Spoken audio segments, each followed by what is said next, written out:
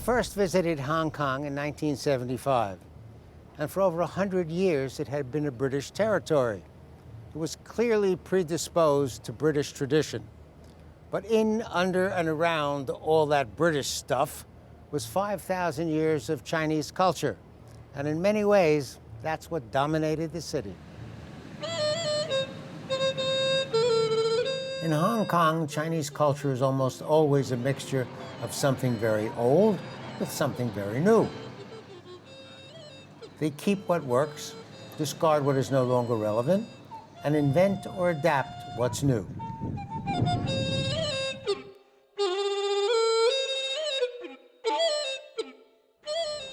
Let's start with something to eat, like dim sum. Over 2,000 years ago, Chinese merchants began making regular trips to the Mediterranean. The route they traveled became known as the Silk Road because they sold a lot of silk. It ran for over 4,000 miles, and like any well-traveled highway, it needed rest stops. At first, the rest stops just offered tea, and that was it. After a while, however, they saw a business in offering snacks, and eventually, those snacks evolved into today's dim sum. Dim sum is made up of an assortment of steamed buns, dumplings, and noodle dishes. In the more elaborate dim sum restaurants, you will also find steamed vegetable dishes, roast meats, and desserts. The ancestral home of dim sum is the Cantonese area in southern China, and the epicenter of dim sum in southern China is Hong Kong. Going to a restaurant for dim sum is known as yum cha, which translates as drink tea. And traditionally, the meal starts with a selection of the tea you want to drink with the meal. And of course, there are rules about how it is to be served. If you are the designated tea pourer, you pour for everyone else before you pour for yourself. If you are pouring for somebody on your left, you hold the pot in your right hand and pour. If you are pouring for somebody on your right, you hold the pot in your left hand and pour. If someone has poured for you, the appropriate thing to do is to thank them by curling these two fingers and tapping them on the table. There's an old story that goes with that. Apparently, one day there was an emperor who wanted to pop into town and have tea while disguised. He went in with his entourage, of course, and he poured the tea. Well, everybody thanks the emperor when the emperor does anything for them. And the way they thank him is by bowing. But they could not bow in public, so they curled their fingers to look like a bow and tapped them on the table. There are many ways for a restaurant to serve dim sum. You can end up in a rather elegant restaurant, or a small dim sum parlor, or a huge space that accommodates hundreds of eaters at a time. You can spend hours eating dim sum, drinking tea and talking, or you can turn it into a fast lunch. I thought it would be a good idea to go for dim sum a couple of hours before I dealt with the subject of Hong Kong tailors. Remember, it was Confucius who once said, "Eat long before you measure."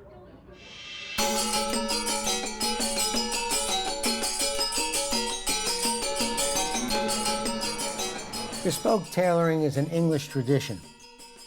The word bespoke indicates the ordering of something, and in this case, it refers to clothing that is ordered and made to the specifications of the buyer, as opposed to the mass-produced stuff you find in a store.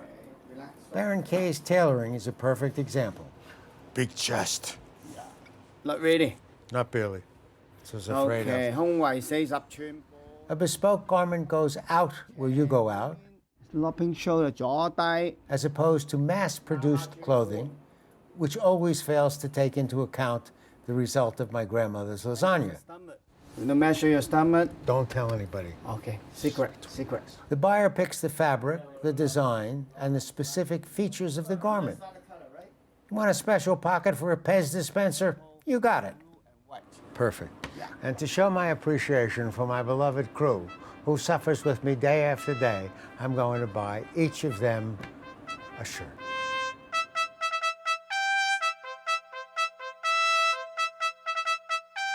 There are basically three ways for a guy to buy a garment. The first is called off the rack.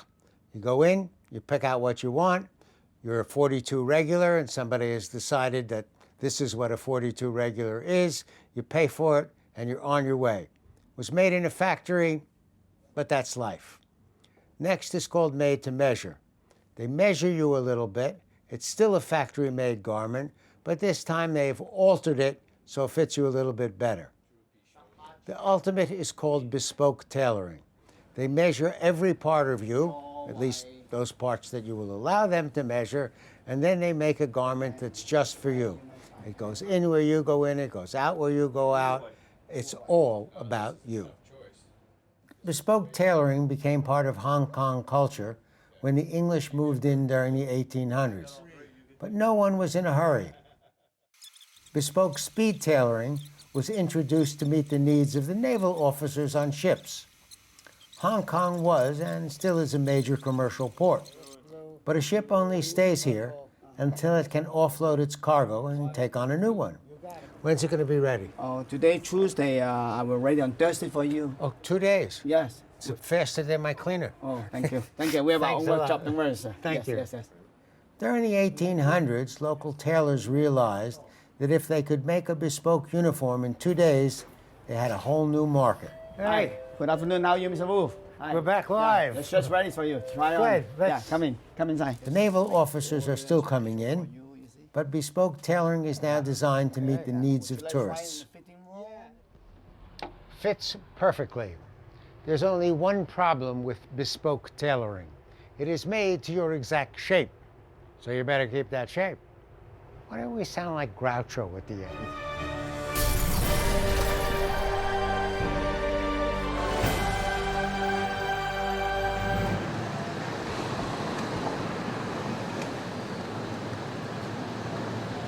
PMQ stands for Police Married Quarters, and that is what this building used to be, the place where young married police officers lived. Eventually, the cops moved out and the creators moved in. Today, the building houses more than 100 creative entrepreneurs. Each occupies a small retail space. There are jewelers, artists, a shop devoted to things made from bamboo, and there is always an emphasis on conservation.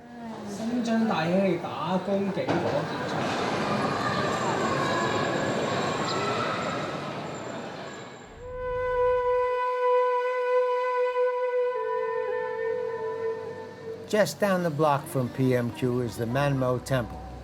There are a number of Manmo temples in Hong Kong, but my favorite is the one on Hollywood Road. It was originally built in 1848 and honors two gods. Man is the god of literature, and Mo is the god of war. Man is on the right, dressed in red, next to a writing brush. Mo is on the left, dressed in green, and next to a blade. If you were a student about to take the entrance exams for a job in the imperial government, and you wanted to pray for a higher grade point average, this was the place to come. The statues around the side of the temple represent Buddhist and Taoist deities.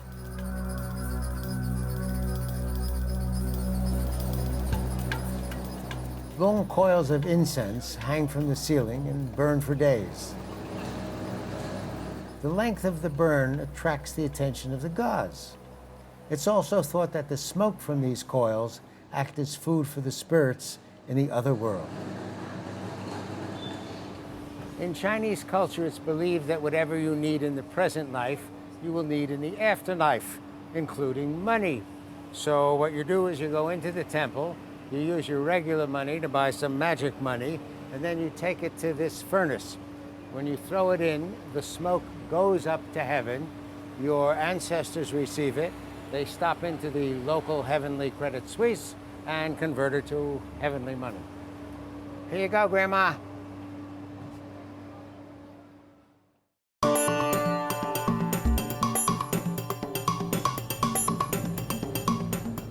Victoria Peak, not to be confused with Victoria's Secret, who is widely known as Prince Albert, is the highest point in Hong Kong.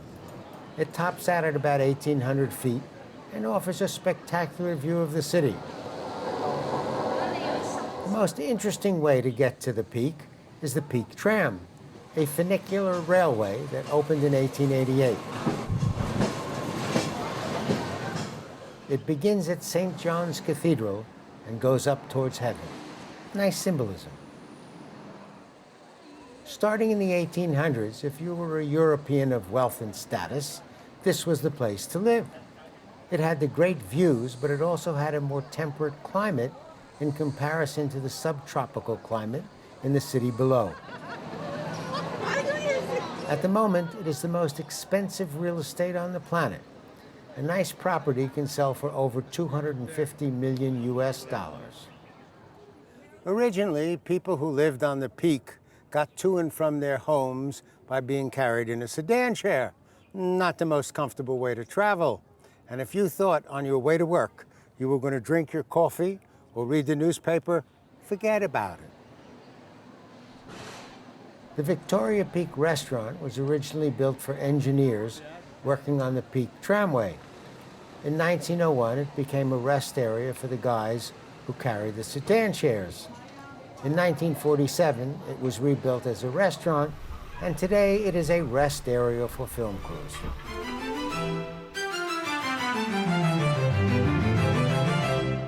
I'm always fascinated with the way words change their meaning. When I was a kid growing up in the 50s in New York City, and you said someone was high, it meant that they were very happy about something or had consumed too much alcohol. In the 60s, it meant that the person in question was passing through a drug-induced state, like California. Now in Hong Kong, it can mean you're in a room at the top of the Ritz-Carlton Hotel, which tops out on the 118th floor. It's an amazing experience. At the time of our filming, the Ritz-Carlton's Ozone Bar was the highest bar in the world, with a series of signature drinks designed to raise you to an appropriate altitude. The hotel spa has a great pool. These days, the ultimate fashion in pools is described as an infinity pool. For those of us who are bound by the Oxford Dictionary, infinity means endless, something that goes on indefinitely. In pool parlance, it appears to mean a pool that is laid out so you can't see where it ends. It sets up an illusion where you think you can go on forever, when in fact there is a distinct endpoint coming up. It's a little like teenage dating patterns, not quite endless love. The hotel entrance is on the 9th floor. It's the launch pad for a 52-second elevator ride to the lobby, which is on the 103rd floor. RTO, report range, go for launch. And lift off.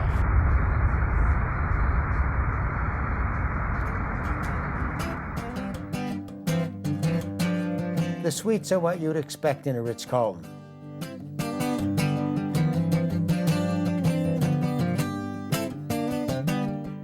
The surprise is that each suite comes with a telescope. Ooh. Look, it's Elvis. The hotel's Italian restaurant, called Tosca, has been awarded a Michelin star. It's named after an opera by Puccini, and it's rather melodramatic. The opera, not the restaurant. The opera said at the time when Napoleon was invading Italy, the kingdom of Naples was being threatened.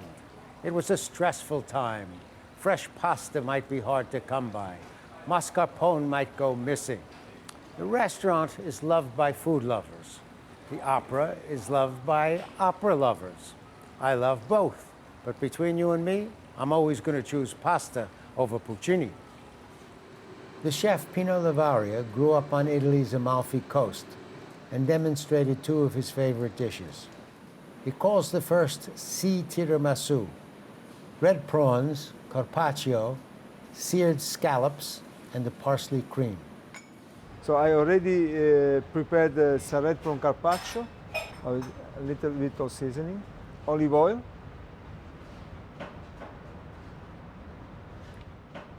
parsley spaghetti that I put it around that it will contain everything.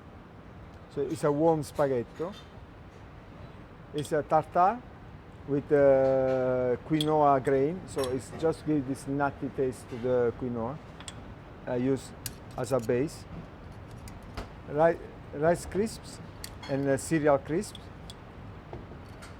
It will look like a sea tiramisu. Tiramisu is a base of a cookie and then a nice fluffy sauce. So press it properly so it stays very compact. Sea scallops, just lightly sear. This is the form, so the sea water is all the water from the seafood, mussel, clams, is all in here.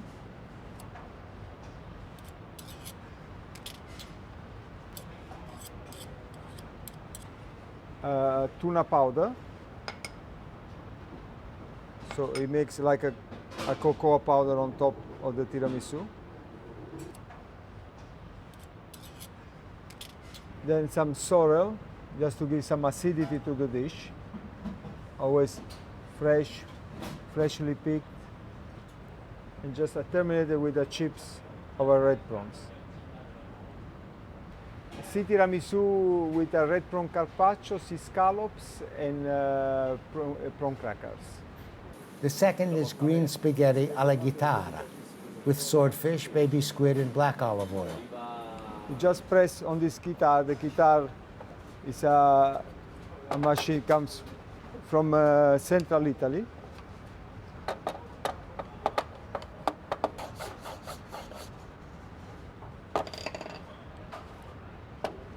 Yeah, this beautiful spaghetti. Now we're gonna do some little sauce.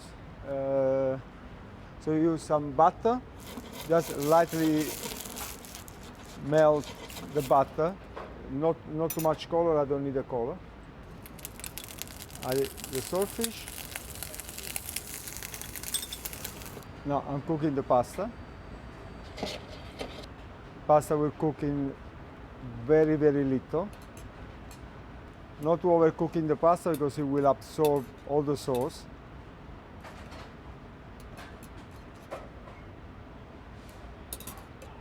Tomato, freshly tomato, just freshly diced, nice and crunchy. And just at the end the calamari, because calamari doesn't have to overcook. So just take the heat from the pasta. Extra virgin olive oil. They started to blow the calamari, the sauce is done. So we wrap on a swordfish carpaccio, that it will keep nicely and hot. And the carpaccio will, with the steam of the pasta, will starting to cook.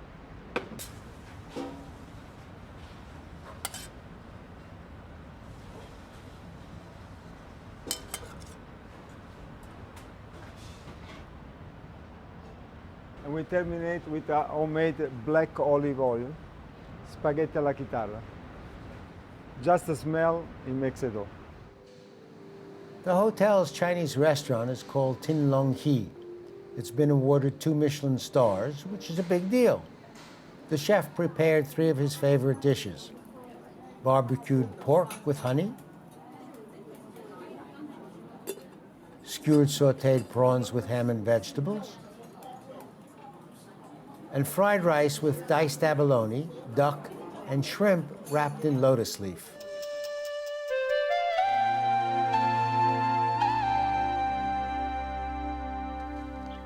Lantau Island was one of the first trading posts set up by Europeans to do business in China. It takes about a half hour to get to Lantau from Hong Kong, and the easiest way is by subway. We are going to the last station, the last stop on the yellow line, which is Tongcheng here, Right. where we're going to get the cable car on ping 360. Perfect. The subways in Hong Kong are modern, clean, and well designed. Each car has a sign indicating the rules for seating. If you walk with a cane, have a child on your lap, or one in your belly, or need assistance moving about, you have priority. I understand the government is considering adding aging television journalists to the priority seating, but so far nothing's been announced. Once you arrive on Lantau, you want to take a ride on the Gongping 360 cable car. It runs for 3.5 miles and takes you through some spectacular scenery. Someday, this will all be yours. The cable car ride ends near the base of an 85-foot-high bronze Buddha, one of the largest outdoor Buddha statues in the world.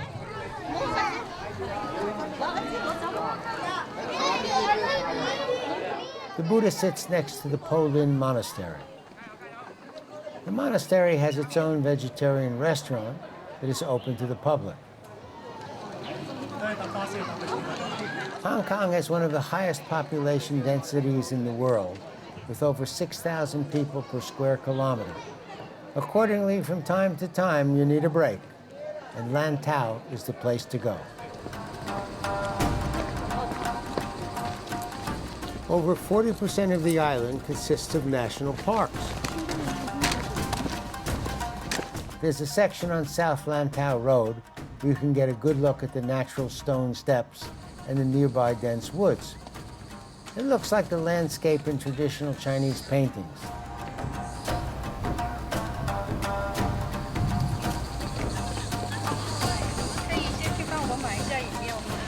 There's a hill on Lantau Island that is always engulfed in fog.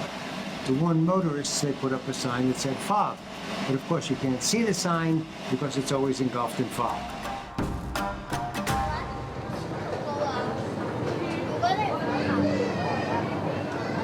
The first patent for something like an escalator was issued in Massachusetts to Nathan Ames in 1859. It was a design idea that was never built. The first escalator to be used the way we use them now was built in 1892 by Charles Seeberger and the Otis Elevator Company. Seeberg had a copyright on the word escalator. It was a combination of two words, scala, which is the Latin word for steps, and elevator, a word that was already in common use. These days, the world's longest outdoor covered escalator system is the Central Mid-Level System in Hong Kong. It runs for 2,600 feet and was built to provide an easier commute between two districts in the city. In the morning, from 6 a.m. to 10 a.m., the escalators go down, taking everyone down to work. At 10 a.m., it changes direction and takes everybody up until midnight. From midnight to 6 a.m., you're on your own. It's a trip.